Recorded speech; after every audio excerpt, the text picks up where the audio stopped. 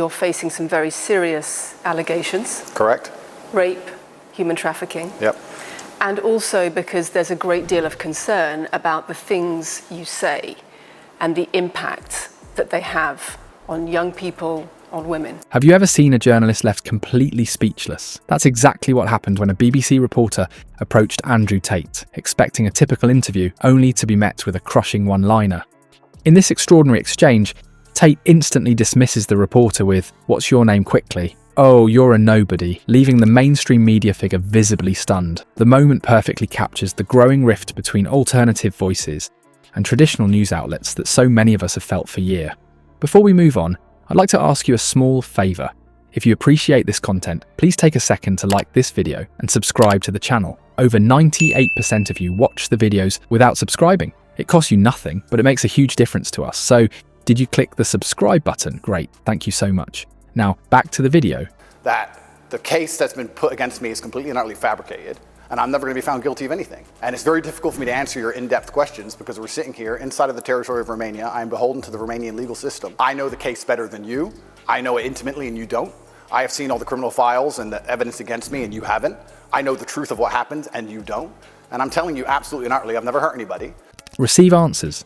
Maintain control. What happened instead became an unexpected lesson in modern media power dynamics that left viewers both stunned and, for many, quietly satisfied. The approach seemed routine enough. A confident BBC journalist, badge of mainstream credibility, on display, expecting the deference typically granted to established media figures. But within seconds, the familiar script was shredded.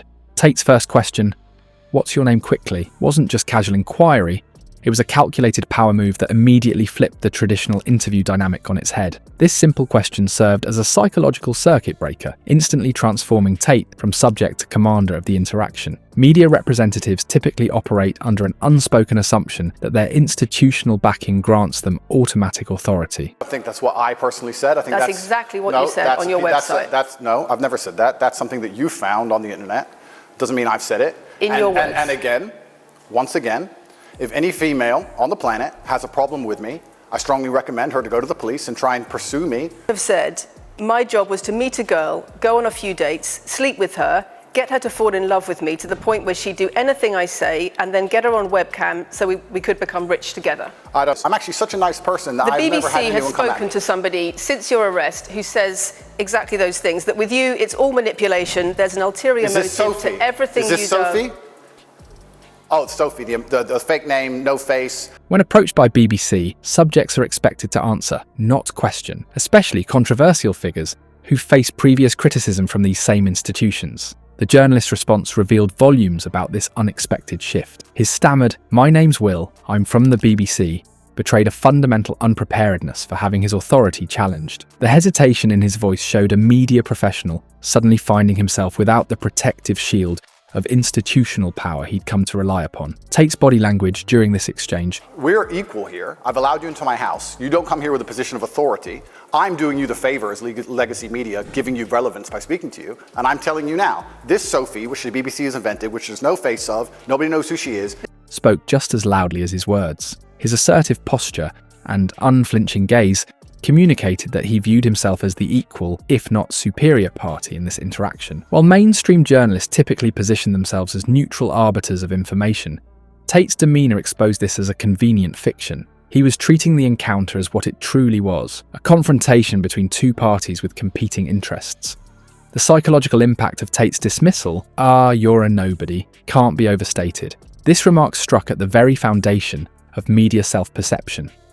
For journalists who build careers on access and recognition, being labelled nobody represents more than personal insult. It's an existential challenge to their professional identity and presumed cultural importance.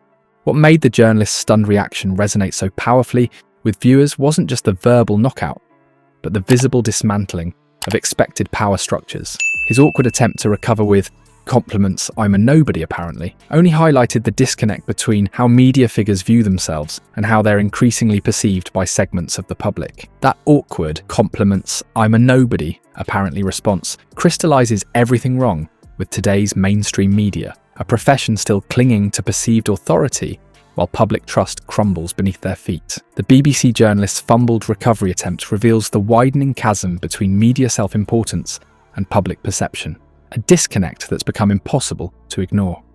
For decades, institutions like the BBC operated from an unquestioned position of credibility. Press badges and network affiliations functioned as modern-day aristocratic seals, granting journalists automatic deference and access. They were the gatekeepers of information, the arbiters of what constituted news and, by extension, truth itself. This system worked smoothly when alternative voices remained marginalised and audiences had limited options. But that era has decisively ended. Recent polling shows public trust in traditional media has plummeted to historic lows. Only 29% of Britons now say they trust most news most of the time, a staggering collapse from previous generations. Meanwhile, figures like Tate command audiences that dwarf traditional news programmes. His social media reach extends into the tens of millions, while BBC viewership continues its steady decline, particularly among younger demographics who increasingly see mainstream outlets as disconnected from their reality. The BBC's previous coverage of Tate provides crucial context for understanding this confrontation.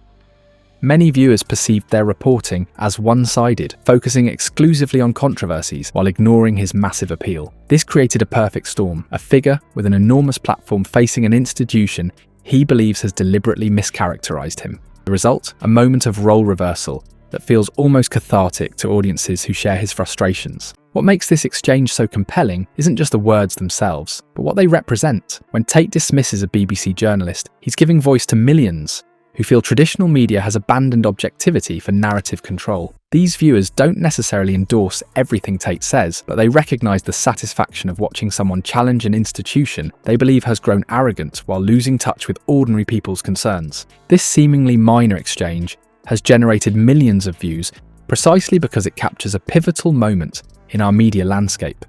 The comment sections overflow with variations of "he said what we've all been thinking," revealing how this brief confrontation taps into a much deeper current of public sentiment. This viral exchange represents a pivotal moment in media evolution, not just an entertaining clip. What we're witnessing is nothing less than the collapse of an information monopoly that's dominated public discourse for generations. The traditional gatekeepers are losing their grip on what narratives receive oxygen and which perspectives get silenced. As public trust in mainstream media continues to decline, outlets like the BBC face the critical question of whether they will adapt to this new reality or maintain their traditional narrative control. This reflects a broader trend where alternative voices are gaining traction among audiences disillusioned with conventional media. The future of journalism doesn't belong to those with the fanciest press credentials or the most established institutions. It belongs to those who can speak authentically to viewers who feel abandoned by traditional media. Whether figures like Tate deserve their platforms is another question entirely, but their rise signals an unmistakable shift in who controls the conversation. The public has discovered new ways to bypass the gatekeepers, and there's no putting that genie back in the bottle.